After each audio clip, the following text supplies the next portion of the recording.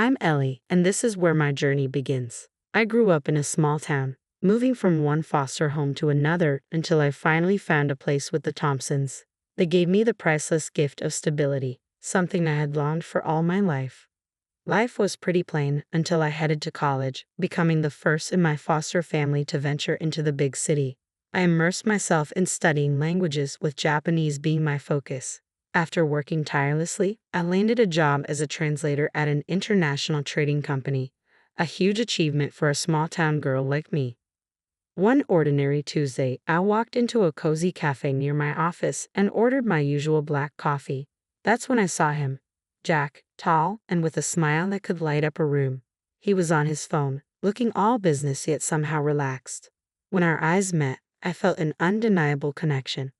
"Hey, I've never seen you here before," I said, trying to sound casual as I settled into my seat with my coffee. He looked up, his smile widening. "Just trying to escape the office chaos." "I'm Jack," he said, extending his hand. I shook it and felt a spark. "I'm Ellie. So what brings Mr. Escape the office to my favorite spot?" I asked, intrigued. "Good coffee and better company, it seems," he quipped, and from that moment, we hit it off. Days turned into weeks, weeks into months, and before we knew it, a year had passed. Our conversations had evolved beyond coffee chats. Jack was a city guy, charming and worldly, but we both knew life wasn't always smooth sailing. After a year of dating, we decided to get married, and I was over the moon. I wanted him to meet the Thompsons, the people who shaped me into who I am. My foster parents, Mr. and Mrs. Thompson, were salt-of-the-earth types who lived simply and worked hard. They had been fixing up their house, so they rented a tiny apartment that was nothing special but filled with warmth and love. "It may not be much, but it's filled with good memories," I told Jack. He nodded, but I caught the look in his eyes as he scanned the cramped space. He was clearly uncomfortable. We spent the weekend there, and my folks treated him like royalty, but Jack was distant, always checking his watch, eager to return to the city. As we drove home that Sunday night, the silence in the car felt heavy. "Jack, you've been quiet. What's up?" I finally asked. He sighed, clearly reluctant to speak. "Look, Ellie, your folks are nice, but we come from different worlds," he said, his words steaming. I fought to keep my composure. "What does that mean?" "It's just different. I'm not used to this simple life," he admitted, trying to smooth things over quickly. I turned to look out the window, biting my lip as I considered the differences between our lives. "Jack, I don't need fancy things, but we have to respect where we both come from," I said firmly. He nodded. "Right. Of course, I love you, Ellie. That's what matters," he said, but a part of me wondered if we truly understood each other. That night, I lay awake, reflecting on the simple life I cherished and the complicated world I was stepping into. Just days after our awkward visit to my childhood home, it was my turn to meet Jack's side of the family, his mother, Vivian. High-rise apartment in the city center was decked out in lavish decor that screamed wealth. When we arrived, she greeted us at the door, dressed in designer clothes from head to toe, and her apartment looked like something out of a magazine. "Ellie, isn't it? And what is it you do?" Vivian asked, sizing me up as if I were a product she was considering. "I'm a translator. I work with Japanese clients at a trading company," I replied, trying to sound confident. "Oh, impressive," she said with a half smile, but her eyes were scanning me for flaws. When I mentioned my background and my foster parents, her expression shifted. "From the province and fostered, you say? That doesn't seem quite fitting for my Jack." Jack jumped in quickly. "Mom, please. Ellie's wonderful and I love her. We're getting married." "Married? When's this happening? How are you planning it?" Vivian's tone changed to one that felt a bit too invasive. "We're thinking of something small and intimate. Just us in Hawaii," I said, hoping to highlight the romance. Her eyes nearly bulged. "Hawaii? Just the two of you?" "No, that won't do. What will my friends think if I can't even throw my only son a proper wedding?" I tried to stay calm. "It's our day, Vivian. We just want something that feels true to us, without all the fuss." That was the tipping point. She huffed and declared the discussion over, walking out of the room. Jack glanced at me, his expression apologetic, and whispered, "Let me talk to her. We'll sort this out." 4 months flew by, and despite the rocky start, there we were in Hawaii, ready to say, "I do." It was supposed to be an intimate ceremony, just Jack and me. But of course, Vivian had other plans. She showed up, camera in hand, eager to capture every moment. It felt like she was lurking, ensuring she had plenty to post online. Jack seemed oblivious, basking in the sun and the joy of the ceremony. I tried to smile through it, leaning in to whisper, "I thought it would be just us." He squeezed my hand, his eyes sincere. "I know, I'm sorry, she's just excited. Let's try to enjoy our day." But Vivian was buzzing around us, her phone always up, shouting, "Smile here. Oh, this will look fabulous on my feed." I felt like a prop in her social media showcase rather than a bride on her wedding day. What was meant to be our special moment had turned into just another one of Vivian's extravagant productions. Coming home as newlyweds should have been about cozy, love-filled days. Breakfast in bed, slow dances in the living room, the works. At least it started that way. Jack slipped a stunning ring on my finger the day we got back, one that caught the light and sparkled endlessly. "It's been in my family for generations," he said, his eyes shining with pride. "Be careful with that ring. It's more than just expensive, it's an heirloom." Vivian chimed in, hovering over us like a dark cloud on a sunny day. Her reminder felt more like a warning, making my heart sink a little. The first few weeks, Jack and I were in our blissful bubble, stealing kisses and cooking together. But then Vivian started dropping by unannounced, like a storm that had settled over our home. It all began one afternoon when I was folding laundry, and the doorbell rang. There she was, that familiar look on her face, as if she were about to inspect a military base. "Just checking in on my favorite newlyweds," she said, but her eyes darted around the apartment as if she were searching for something wrong. I tried to be polite, making small talk, even as she wandered into the kitchen, her fingers gliding over every surface. "Ellie, darling, do you ever clean? And where are the fresh vegetables? A man needs his greens." Her tone dripped with disapproval. Jack just shrugged it off later when I told him, "She means well, babe. Just try to go with it." Go with it. My frustration bubbled up. "Jack, she's treating me like I'm on trial in my own home." He kissed my forehead casually as if that would solve everything. "She's lonely, Ellie. Let's cut her some slack." But that slack turned into something else entirely. It escalated until one day I came home late from work, riding high on the excitement of signing a major contract with a new client from Japan. That is, until I found Vivian in my living room, an uninvited storm brewing. "I heard you've been spending a lot of time at the office late nights." She raised an eyebrow, her voice thick with suspicion. "Yeah, it's a big project. Lots of new opportunities," I tried to explain, but she clearly had other ideas. 2 days later, she personally showed up at my office, counting the men working with me out loud and loudly suggesting I could be having an affair with one of them. Without invitation, she barged into my boss's office, eyeing him because he was elderly, and declared, "Well, she definitely won't mess with the old man." I was mortified, my face burning as red as a beetroot. I demanded she leave and apologized profusely to my boss and colleagues for the disruption. Thankfully, Mr. Jackson had a sense of humor and just laughed it off. But the damage was done. That night, I lay awake, wondering how we'd gotten here. I'd had enough. I cornered Jack in our bedroom, my voice low and tense. "Your mom crossed the line today, Jack. She's accusing me of cheating, and it has to stop." He sighed deeply, weariness etched on his face. "Please just try to get along for me." But getting along increasingly felt like just putting up with nonsense. Things between Jack and me were getting rocky, largely due to Vivian's constant whispers in his ear. Jack had begun to nitpick everything about me, my clothing choices, my work hours. He had never minded before, but suddenly everything was an issue. "Ellie, why do you have to wear that to work?" He frowned one morning as I got ready. I was simply wearing a blouse and skirt, nothing fancy. "It's professional, Jack. What's wrong with it?" I replied, adjusting my skirt. "It's too much. You're just inviting comments from all those guys." His tone had a sharp edge, and I realized this was about more than just my outfit. This became a regular occurrence, but it peaked on my birthday. My boss gave me a small gift, just a book with a note that read, "To my practically daughter." It was an innocent, kind gesture, but Jack blew it out of proportion. "You see? That's exactly what I'm talking about. Why is he giving you gifts?" "It's not right, Ellie." Jack was furious when he saw the book. "It's just a book. He's like a father figure to me." I tried to explain, but Jack's eyes were clouded with suspicion, all thanks to Vivian's meddling. The tension at home had become unbearable, so I was relieved to head out on a business trip to a neighboring city. Our company was setting up a new factory, and I looked forward to a break from the drama. The trip went smoothly, and I was wrapping up with dinner alongside our Japanese partners when I noticed shadows lurking near the restaurant. My heart raced as I walked toward my hotel. The dimly lit street made me uneasy, and the shadows crept closer. Panicked, I asked two colleagues to walk me back. As we neared the hotel entrance, the light from the lanterns revealed who was following me: Jack and Vivian. "What the hell, Jack? What are you doing here?" I blurted out, unable to hide my shock. Vivian stepped forward, her expression twisted in anger. "We're making sure you're not up to any trouble. We can't trust you around all these men," she spat. My colleagues stared in disbelief, and I felt my face burn with embarrassment. "This is ridiculous. You're both acting like I'm some kind of criminal."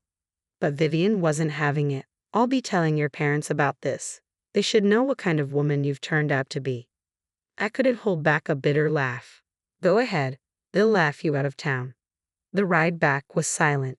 Jack and his mother sat in the front, leaving me alone in the back seat, staring out the window as city lights blurred into streaks of color. Tears filled my eyes. I was married to the man I loved, yet I felt trapped in a nightmare, with Vivian as the relentless specter that wouldn't go away. When Vivian actually followed through on her threat and showed up at my parents' place, I was in disbelief. I couldn't believe it when Mom called, her voice trembling as she recounted the situation. "She's here, Ellie," my mother said, tone strained. "She demanded to see your father right away." So, I gave her the address to his workshop, my heart sinking as I realized how far this had gone. I felt my stomach drop as my mom spoke. "Dad's at his workshop, where he spends most of his days crafting and creating. He's truly in his element," she continued, her voice steady but laced with tension.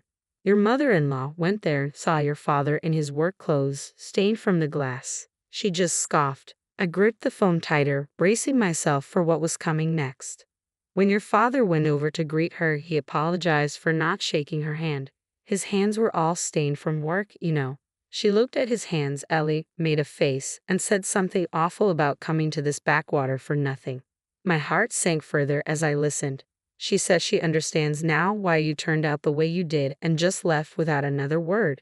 "Thanks for telling me, Mom. I need to think about what to do." I hung up, feeling a tumult of anger and hurt swirling inside me. It wasn't long before Vivian made her next move. The very next day, she cornered me in the living room, her eyes cold and judgmental. "Ellie, now I see where you get your manners, or should I say, lack thereof.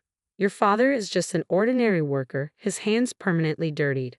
What kind of upbringing, what kind of manners could you possibly teach any children?" I shuddered at her words. They struck me like daggers. But before I could respond, Jack walked in. Instead of defending me, he went straight to his mother, taking her in his arms. "Mom, I'm sorry about all this. Ellie's family, they're just different from us." That was it. The last straw. I couldn't believe what I was hearing. "Different? Is that your way of saying my family isn't good enough for your high standards?" My voice broke, the hurt too deep. Jack looked at me, his eyes empty. "It's just how things are, Ellie. We come from different worlds." "So that's it, huh?" My voice rose, thick with emotion. "If I'm such a disgrace, why don't we just end this? If I'm so beneath you, let's get a divorce." Vivian's eyes lit up, almost gleefully. "Well, that sounds like a splendid idea." Jack just nodded passively. "Maybe that's for the best." I spent the night in our guest room, tears streaming down my face as Vivian's every word replayed in my mind. Each dismissive glance from Jack, the life I thought we were building, it all felt like a lie. The early morning light filtered through the blinds, casting a soft glow across the room as I sat on the edge of the bed, phone in hand. It was time to make some difficult but necessary calls. First on my list was my boss, Mr. Jackson, whose kindness had always made the stresses of work bearable. "Mr. Jackson, it's Ellie," I started, my voice shaky. "I'm facing some personal issues and need to take some time off. I can take it unpaid if necessary." "Ellie," he replied quickly, concern evident in his voice. "You're one of our most valuable team members. Take a paid vacation, sort things out, and come back when you're ready. We'll manage here." His generosity brought a lump to my throat. "Thank you, Mr. Jackson. I can't tell you how much this means to me." Next, I dialed my mother, who had always been my anchor in any storm. As soon as she answered, I spilled everything, my words tumbling out in a torrent of emotion. "Mom, it's all falling apart here. I can't do this anymore with Jack and his mom. It's just too much. Her voice was calm and soothing. Ellie, we've been prepared for this call. Your father and I are on our way. Just pack what you need. As I ended the call, I glanced around the room, my eyes landing on the few personal items I brought into this house, none of which felt like they belonged. I started packing, each item a reminder of the life I thought I'd build with Jack. Vivian appeared at the doorway, her presence like a dark cloud. Remember, Ellie, only take what you bought with your own money. Don't think about grabbing anything else, she said, her voice cold and accusatory. It wasn't long before I heard the gravel crunch under the tires of an old vehicle. Looking out the window, I saw the familiar beat-up pickup truck that belonged to my parents. Jack and Vivian followed me outside, their expressions a mixture of smugness and curiosity. As my parents' truck pulled up, Jack scoffed loudly. Sure that old thing will even make it back? My father stepped out, a quiet strength emanating from him as he faced Jack without a word. He handed over the divorce papers, his eyes steady and unwavering. Jack grabbed the papers and signed them with a smirk, his mother chuckling beside him, glad to be rid of this mess.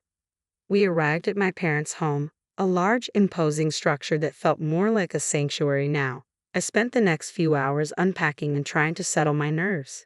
The peace of the familiar surroundings slowly calmed me. That evening, as I sat looking out at the garden, my phone rang. It was Vivian.